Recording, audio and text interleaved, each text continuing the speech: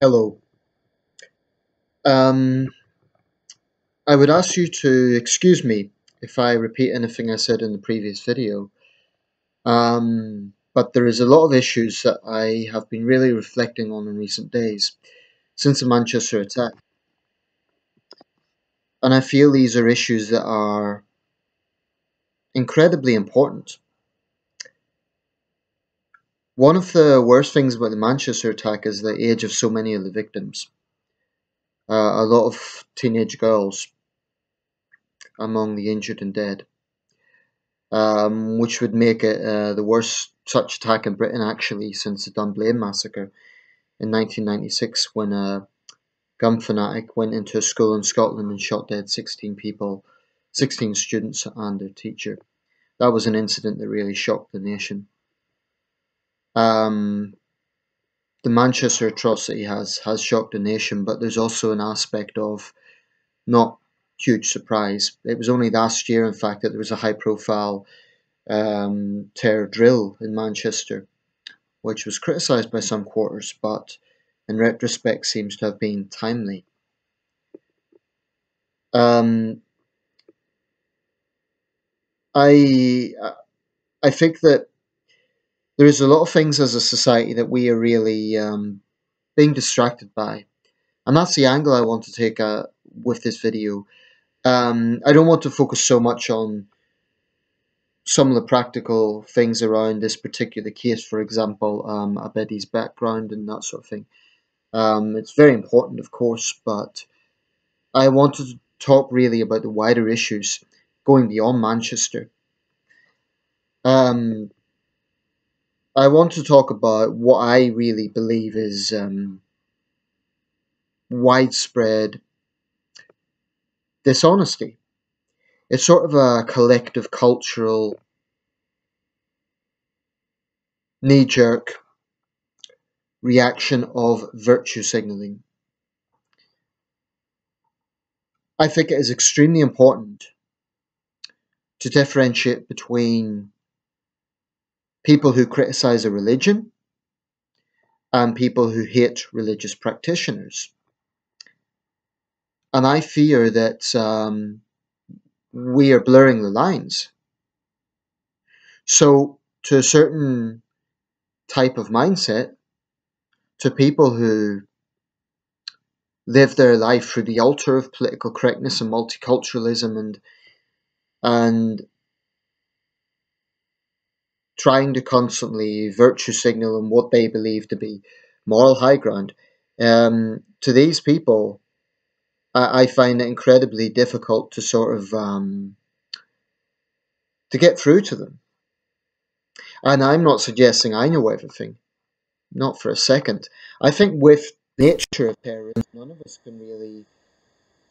Truth is, for those of us outside that bubble of evil, I don't think we'll ever really understand the mindset of a suicide bomber. Sure, there's the death cult of the and getting up there and singing 72 Virgins and all, but I think it's so alien to anyone with conventional thinking. The idea that someone will blow themselves up to kill young women. I saw a piece of satire in the Times today I thought was very powerful. It basically showed two pictures, like a target range. One of them showed an armed man, the other showed a teenage girl, with an Ariana Grande poster. And the first caption read conventional target, the second read cards target. And that really is what terrorism is, all terrorism. But with Pan Islamism, what we are seeing is also a collective, kind of drawn out script that public figures read out, politicians read out, civic leaders, community leaders read out, and a large segment of the public kind of go along with. It basically goes along the lines of stressing unity and stressing tolerance, voicing condemnation of hate. And yet the hate seems to be directed at reactionary hate rather than the hate that is driving terrorism in the first place. Um, so much of this comes down to common sense, and yet what we are actually seeing is an intellectual drain. So what I mean by that is that common sense dictates, if you are a reasonable person, if you're an open-minded person with any ounce of intelligence, you will know that not all Muslims are bad people. It goes without saying. I mean, The Independent came out with a thing on their online source, and The Independent used to be a sort of centre-left paper. In my opinion, it's really lurched to regressive left in some of its reporting. But basically, the article had the headline, "Woman Shuts Down Islamophobia." And I want to make this as a case in point now. What happened was a survivor of the Manchester Arena attack speaking of her experience, and she got I guess you could call it a trolling tweet that said, "That's what happens when you let Muslims into your country."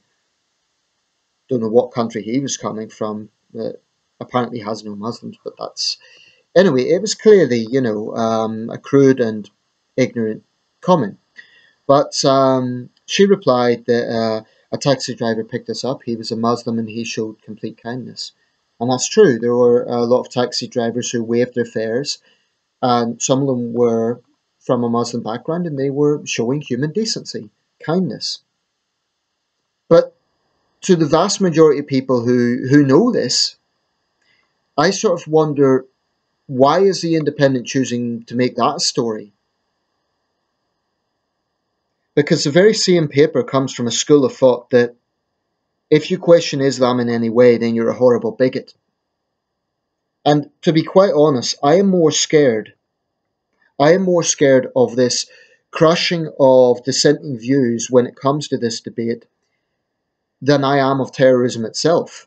I'm not frightened of being killed in a terrorist attack. Even if I lived in a bigger city, I wouldn't particularly be frightened of that, honestly.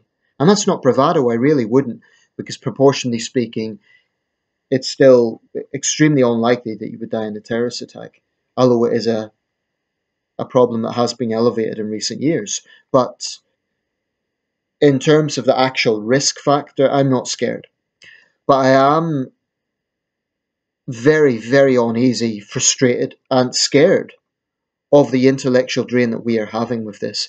The dishonesty, the fundamental dishonesty. And that is primarily based on the widespread promotion of Islam, which is really what we are seeing. Um, I think I mentioned it in the previous video. There has been a few reactionary responses to this, unfortunately. There have been mosques vandalised in Oldham and in Glasgow. And it may be that we will hear reports of hate crime incidents happening. That's wrong. It's not the right way to respond to this. And yeah, it's probably true that is what ISIS want. So yeah, it's wrong, and I condemn it unreservedly, and I hope the people responsible are arrested. But this is the thing that I really, really, really want to stress. Do not, do not, do not impose your view, whether you be a practicing Muslim or whether you be someone of virtue signaling mindset. Do not impose the idea that Islam means peace. Islam is a tolerant and peaceful religion, because quite frankly, there are many of us who just do not see that. Of course, you will find benevolent acts by individual Muslims, but that is just the point. They are individual Muslims. And of course, you will find practicing Muslims who find something in the religion of Islam that inspires them to be decent people. But quite frankly, what we are not addressing is the fact that Islamists are inspired by what they perceive to be Islam just as much. So for me, it wears thin claiming that terrorism has no religion. It simply wears thin. It's willful ignorance. It's dishonesty. And I totally endorse the logic of polarizing Islamists, of polarizing these people, that's great, because you don't want them infecting other minds, especially young minds. You don't want that. But this, frankly, goes beyond terrorism. Anyone can condemn terrorism. It's the easiest thing in the world to do. But there are issues within Islam. I mean, this week, two young men in Indonesia, in Aceh, were caned 83 times before a baying mob of 1,500 people. Their crime? They were gay. Apparently, according to the report, they grimaced with the pain, but they didn't scream out, which indicates to me their courage versus the cowardice of the mob. That is Islam. Now, Aceh is the only part of Indonesia that currently imposes Sharia, but there is disturbing signs that this Islamist mentality is increasing in Indonesia and Bangladesh and other countries that are purportedly the mother representation of Islam. Pakistan speaks for itself. When Mashal Khan, the young student, was brutally murdered in Lahore, there was widespread condemnation, but the condemnation was coming primarily from the fact that he was killed extrajudicially. He wasn't killed by terrorists. He was killed by neoconservative Islamic students. It wasn't the Taliban or ISIS that killed him. It was practicing students at the university. That's what's so sinister about the Islamist mentality that is in a country like Pakistan. In other words, the people condemning it would have been absolutely fine had he been tried in a court of law and sentenced to death by hanging for being a blasphemer. Look at the treatment of apostates. Look at the treatment of ex-Muslims. Look at the sectarianism within Islam. Look at the massive human rights violations in Islamic countries. Look at the widespread persecution of religious minorities, of Christians, of Muslim minority sects for that matter. Look at the situation in Saudi Arabia, where it is considered terrorism to be an atheist. Do not tell me that Islam is a tolerant religion. It simply isn't. There are tolerant Muslims, there are good Muslims, but Islam? No, I just don't see it. And I am not alone.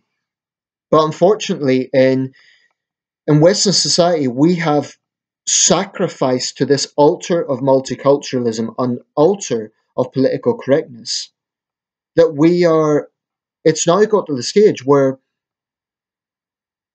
any critique of Islam, any critique of this mentality is automatically met by gutless reactions of you're pandering to the anti-Islam sentiments. Look, I will always condemn hatred against individual Muslims, and sweeping statements are not helpful. But frankly, there is a lot more focus on that than the ideology behind pan-Islamist terror. Why is it we talk more about those unfortunate cases of vigilantism than we do about the ideology that we are seeing every single day? From Dhaka to Baghdad to Manchester and beyond. The vigilantism is really only a symptom of a wider problem, which is social tensions rising from the fact that we will not be assertive. We are not being assertive. So quite honestly, I welcome calls for unity. I welcome calls, vigils and all that. It's great. I really have no issue with that. But what I find deeply unfortunate is that we are still not being honest about this problem as a society. The number of people who are caving into virtue signaling is worrying. And it suggests to me that people they see it as the easier path. I'm not saying that there's anything wrong with making the case that not all Muslims are terrorists and not all Muslims are involved in this, etc. But that isn't the problem, because generally speaking, the British are not hate-filled, vigilante-fueled people. And whilst there have been hate crimes reported, It's not massively widespread. You know, it's not a case that in every single town and city you're seeing Muslims randomly attacked on the street. Yes, there are incidents happening, but let's put things in perspective here. And what I would respectfully suggest to any Muslims watching this is, if you're angry about vigilantism against Muslims, I can understand that. But do you have the same level of anger against the endemic persecution of non Muslims in the likes of Pakistan? Do you have the same unease about the treatment of ex Muslims, even living in Western countries? Do not tell me that Islam is a religion of peace and tolerance if you believe that blasphemers should be punished. If you believe that apostates should be treated as criminals. Do not tell me that Islam is a religion of peace and tolerance. There are peaceful and tolerant Muslims. That is not the same issue, because Muslims are human beings, and there's roughly 1.5 billion Muslims in the world. Therefore, you're going to get a very diverse range of people. And some of them are terrorists. Many of them, quite frankly, are religious extremists. And yes, many of them are decent human beings. But what I find so unfortunate about what we are seeing is the fundamental dishonesty from politicians, from so-called faith leaders, and from the wider society. So what do I think should happen here? Firstly, I think we have to be unafraid to call this what it is, pan-Islamism. Secondly, we have to get away from the idea that criticism of Islam equates to hating Muslims, because it doesn't. Certainly when people do hate Muslims and express hatred, those opinions should be challenged. But the virtue signalling that we are seeing here is, it's helping no one. It's not even helping to stop the vigilantism. If anything, it's fueling it. So I'll leave it there, but I feel so frustrated and so concerned about this lack of intellectual thinking. What Christopher Hitchens said on Islamophobia was spot on. And I won't read out the quote because I can't remember it word for word, but basically he alluded to this being an utterly vague term. Islamophobia was developed as a terminology to silence criticism of Islam. It's as simple as that.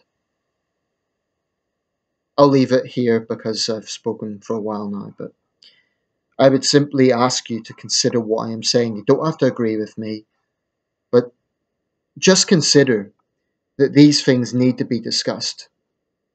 And it cannot always be a case that the second someone criticizes Islam, they are perceived to hate Muslims. It's not the same thing. Thank you for watching. Let me know your thoughts.